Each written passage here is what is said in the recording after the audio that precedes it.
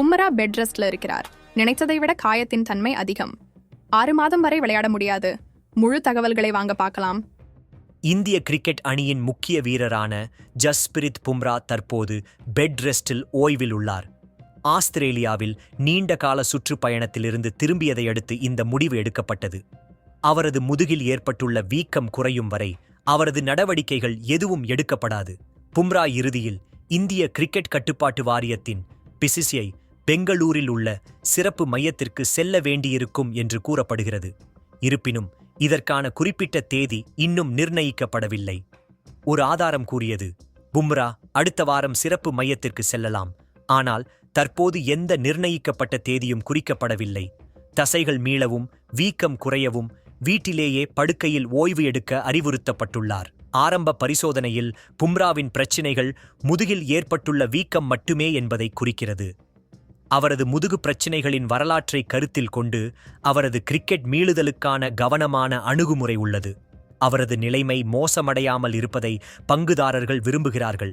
வீக்கம் மட்டுமல்லாமல் வேறு ஏதாவது இருந்தால் அவரது திரும்புதல் கணிசமாக தாமதமாகலாம். இந்தியாவின் முன்னாள் பலம் மற்றும் நிலைத்தன்மை பயிற்சியாளர் ராம்ஜி ஸ்ரீனிவாசன் முழுமையான நோயறிதலின் முக்கியத்துவத்தை எடுத்துரைத்தார்.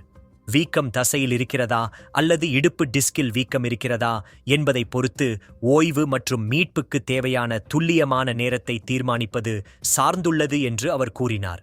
தசையில் ஏற்படும் வீக்கம் தசை கிழிந்ததால் உருவாகும் எடிமா காரணமாக ஏற்படுகிறது.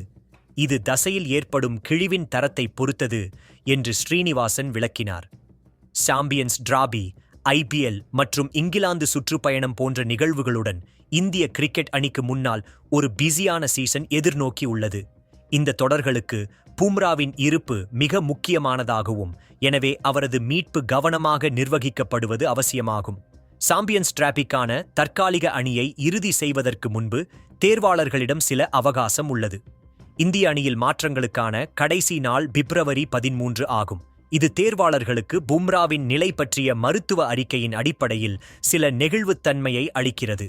அவரது சேர்க்கை பற்றிய எந்த முடிவுகளையும் எடுப்பதற்கு முன்பு மருத்துவ குழுவிடமிருந்து விரிவான அறிக்கையை அவர்கள் எதிர்பார்க்கிறார்கள்.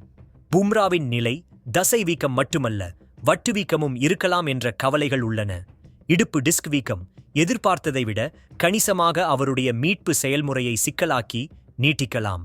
பும்ராவின் உடல்நலம் குறித்த புதுப்பிப்புகளை ரசிகர்கள் ஆவலுடன் எதிர்பார்க்கும் அதே வேளையில் அவர் முழு வலிமையுடன் தயாரானதும் இந்திய அணிக்கு மீண்டும் இணைய முடியும் என்பதற்கான நல்ல செய்திகள் விரைவில் வரும் என்று அனைவரும் நம்புகிறார்கள். நன்றி, வணக்கம்.